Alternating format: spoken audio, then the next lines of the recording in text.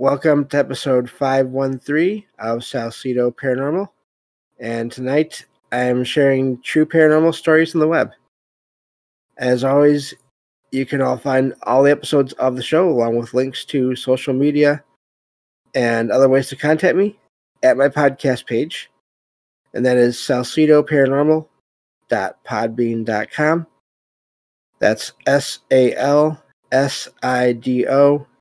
paranormal.podbean.com. Always happy to hear from you all, whether you have comments or questions or topic suggestions or stories of paranormal experiences, whether they're your own or from others that you trust. Happy to either read those or have you join me on the show to talk about them. And looking forward to more of those in the future. Also, I want to thank everyone that has, just real quick, that has, between last night and then tonight, stayed with me as I work through some major technical difficulties here. So you all know who you are there in the chat. So yes, I mentioned the show. I want to thank everyone who's listening, whether you're here in the Discord live streams or you listen to the podcast or YouTube feeds or to the Trouble Minds Radio Network, KUAP Digital Broadcasting. There you can hear replays of 2 episodes of the show every night at 6 p.m. Pacific, 9 p.m. Eastern, right before the show, Trouble Minds Radio, comes on.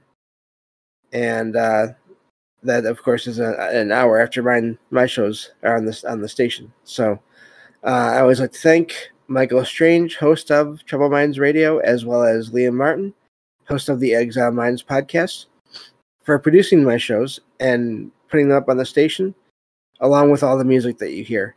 And please check out the station and all the other shows on it, and just put on and let it play all day, and you'll hear all kinds of great shows from a lot of great people.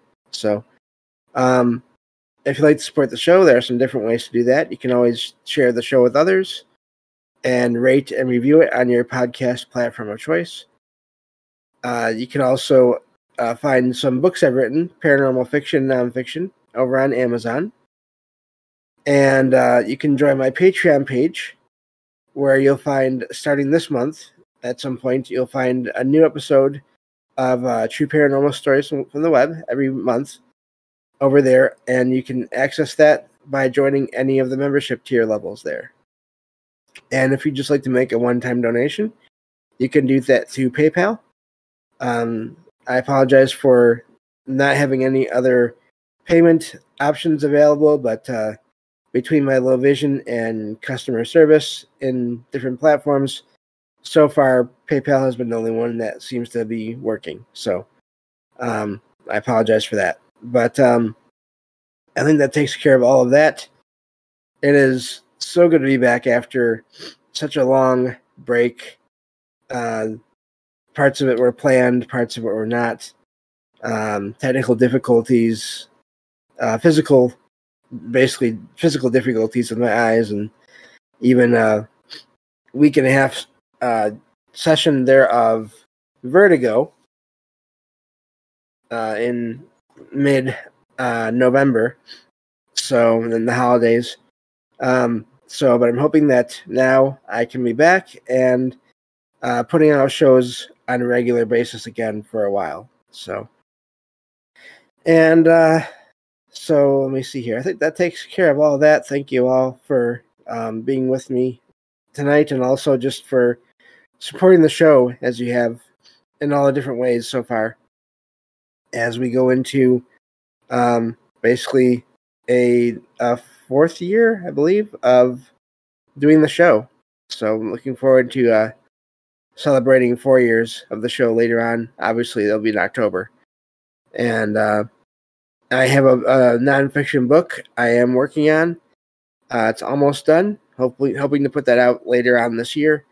And that will have most of my experiences, along with some other sections regarding the paranormal and thoughts from others, and whatever I was able to figure out how to put in there.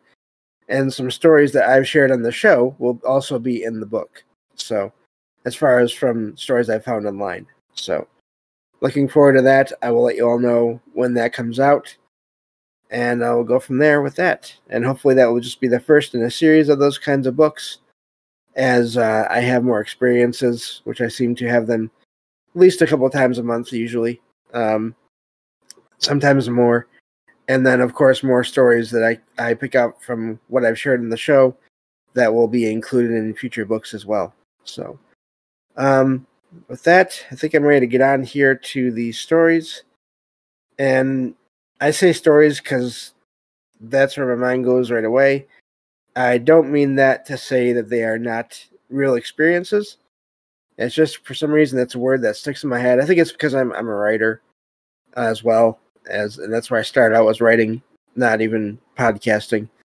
And again, I do believe that all these things are possible, and that these are more accounts of experiences than stories in that sense. But again, old habits die hard, and I end up calling them stories still, even though I try not to, but I forget. So, okay, let me see here. All right, let me check on everything, make sure everything's still working. It looks like it is. And let me see here. Yeah, it looks like it's good. So, all right.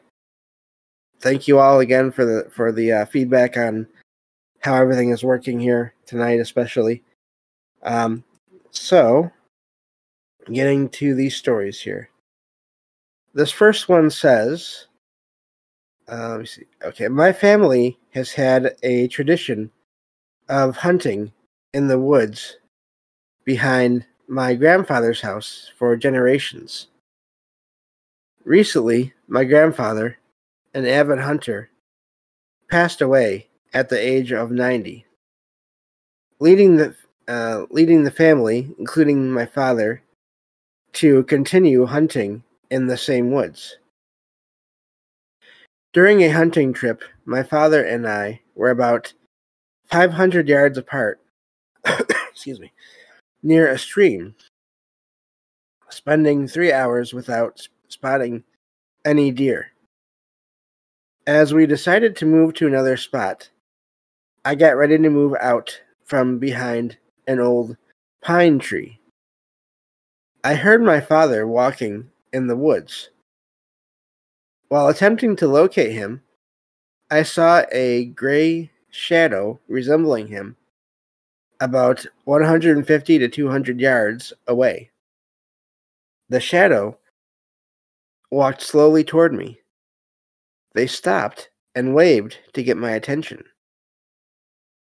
Thinking it was my father, I waved back, only to then see my father in bright orange, in orange clothes, I guess it means, walking from a different direction. When I looked back at the first figure, they had vanished. I am not superstitious, but still, I believe it was the spirit of my grandfather visiting during the hunting trip. And that's where that story ends. And that seems very possible. If it was a thing that the family did, many people in the family did a lot, and on that same property, it's very possible. It's also another possibility is it was some kind of a time anomaly, but that doesn't necessarily mean it couldn't have been the spirit of the grandfather either. I think both are possible. Just the fact that it's such a well-known area to the family, and they visit there often, it sounds like, and it's amazing that the writer there, saw something like that, and that reminded them so much of their grandfather, and of the fact that they saw their own living father right there, off in a different direction, pretty much takes care of any kind of mistaken identity there. I also wonder how much the father and grandfather look alike, but either way, that's really a neat story there. And I wonder how many times, if that same figure was seen anymore after that, or not. Sometimes you hear in these different accounts of experiences, the deceased loved one will only appear once or twice or a few times, just to say, sort of seem like they're saying everything's okay, I'm okay, and then the people won't have any more experiences in that area again. But then other times, it seems like these people like to stay in the areas that meant a lot to them, and so it becomes like their own. It's almost like the afterlife, or like a version of it, is for them, and a place where they want to be is a place where they already were for a long time, a place where they went to often in life or stayed at often in life. And so that's why I wonder, um, when there are constant sightings, there is the idea that spirits become stuck or trapped in locations, but I often wonder if also in some cases they can't just decide that they want to stay in an area because they have so many great memories in there. So I think all those things, again, are options, are possibilities. Excuse me. So, neat story. And again, I just wonder about any other future events. And of course, with these stories, these accounts, they're just posts from online that I rewrite in my own words to share. So often there's no way to know what happens after. But they're amazing accounts of experiences anyway. So, and that's the main point of sharing all these. So let's see here. Looking everything over, and looking at the chat here. Jeff in the chat says, I had a very similar experience. I didn't see an entity, but I thought of a loved one that just passed, whose land I was on. And as I was thinking of him, the largest buck, and that's B-U-C-K, of my life, came right to me. The old guide lead that buck to me 100%. Yeah, that's amazing. And I think that happens. I mean, with all these experiences, these accounts of these experiences, I think they are the one example that we get, one or two that we find that probably can stand for many other similar experiences that maybe we don't find, that because people don't want to share them for various reasons. So I think that's, and I apologize for if I did an awkward read there of that, Jeff, but I think that definitely seems accurate. That I wouldn't be surprised if that's more common again than a lot of people think.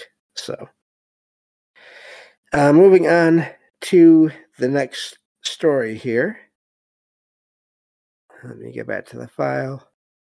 This one says, a couple of months ago, I was sitting in a train with some coworkers. While chatting, I felt 2 or 3 taps on my right shoulder, but there was no one sitting next to me. Let me see, I lost my spot. Oh, sitting next to, oh yeah, me, throughout the whole ride. I know it wasn't any of my coworkers, as they were all in different sections of the train. I tried to replicate the feeling by wearing a backpack, but couldn't figure out how it could have happened. Despite the seemingly uneventful nature of the incident, I consider it potentially paranormal, which is very exciting. And that's where that story ends. There are so many, this is another one, there are so many similar accounts where it seems like someone is trying to get the attention of the person having the experience. And in some cases, things happen that are obvious, that it's sort of a warning. In other cases, it just seems to be hello in a way. Other times, who knows why it is. But that is just really common. And I'm guessing if they were on a train, then there couldn't be anyone behind them. So that does seem to rule that out. Because they didn't even mention that possibility. I'm guessing maybe they were sitting with their back against one of the sides of the wall, or at least with their back against a wall. So, and I like that they tried to figure out what it was by maybe wearing a backpack, thinking maybe the straps, I guess, could have gotten tight or loose or something and given off that feeling of maybe being tapped, but they didn't seem to think that was the case. Didn't say they were wearing a backpack to begin with, so there's that as well. But I don't blame anyone for trying to figure out real possibilities to or alternatives to what seem to be paranormal experiences. I do the same thing when I can. But yeah, that's a neat one there. And again, I just wonder. Sometimes it's fairly obvious why someone or some other entity is trying to get the attention of a person. It's to warn them of something, or in some cases, again, similar to the first story, it's a loved one just wanting to say hello. But then other times it just seems to be random, and maybe it is, maybe it isn't, maybe something else happened before or after that the writer didn't associate with that encounter, but maybe that there was some meaning that they just weren't aware of. But also maybe there wasn't any other thing that going on there, or just some other entity trying to get their attention, and who knows why. But so yeah, neat story there as well. Moving on to, well, it'll probably be the last story of this episode here. Let me see here. I'm getting used to where everything is again, as far as all my icons and all that. I basically ended up taking almost a month and a half break with a couple of exceptions, so I'm definitely feeling rusty here today. But moving on, like I said, this next one here says, I was reading while laying down when I saw a flash of light that appeared at the foot of the bed. The TV was on a black screen, and the light sensor, usually the source of light, couldn't explain the sudden brightness, especially since it doesn't turn off immediately. I rewound the show on TV I was listening to, so I could check if the light came from it, but couldn't reproduce the incident. It also came from closer to the floor, not from the higher position of the TV. A similar thing happened an hour later, though the light wasn't as bright that time. A week before this, I felt a cat-like tap from inside a tablecloth that reached the floor. But both of my cats were elsewhere. All of this makes me think there is a presence, though it doesn't appear to be negative. And let me see. Yep, that's where that story ends. I don't know. It sounds like there's possibly a lot going on in that location, wherever they're at. Having visual and then tactile, having basically the sighting of the light, and then a feeling of, again, that physical contact from beneath I guess a tablecloth or something like that. Sounds like there's some activity wherever they're at. I've never really heard of cat-like entities attached with orbs or lights. But what's funny about that is I had and I say that I should say I've never heard of that all happening in the same place inside a building. But, and this is probably not connected, but who knows, maybe it is. During my sighting of the blue light that I've talked about in many shows before, where I had that several nights in a row, in between two sightings, that I believe it was the second and third sighting, is when I heard the sound of this ghost cat that does stop by once in a while. I heard the sound of it walking around behind my TV. So I wonder if the light and this tap are connected in this account of this experience, or if they're not. That to me is really the most amazing set of possibilities there. If it is connected, then it's something that can manifest in different ways, from lights to becoming solid enough to reach out somehow and try to get the attention of the person there. Or if it's separate, then who or what are the entities trying to get the attention, or just moving around maybe? I don't think that that it's always a case of someone trying to get someone else's attention. I think that there can just be random cases of things happening, almost like someone is just passing through an area, and either it accidentally or intentionally, but just not meaning to get the attention of anyone, they just do things, or even just they're passing through an area that will cause things to happen, and it seems like it's trying to get someone's attention, but maybe it's not. All those things seem like they're possible, and so that's what I wonder. Which is it in this case? Is it two separate things or entities or events happening, or are they connected? Other than the fact that they happen in the same place. I like how the writer there tried to trace the light, and that the fact that it didn't seem to come from the TV. I also can confirm that depending on settings that you have for things, if you're just listening to a show that's mainly just audio, there are different settings on different apps and things where you can just have the visual part turned off so that there won't be anything on the screen.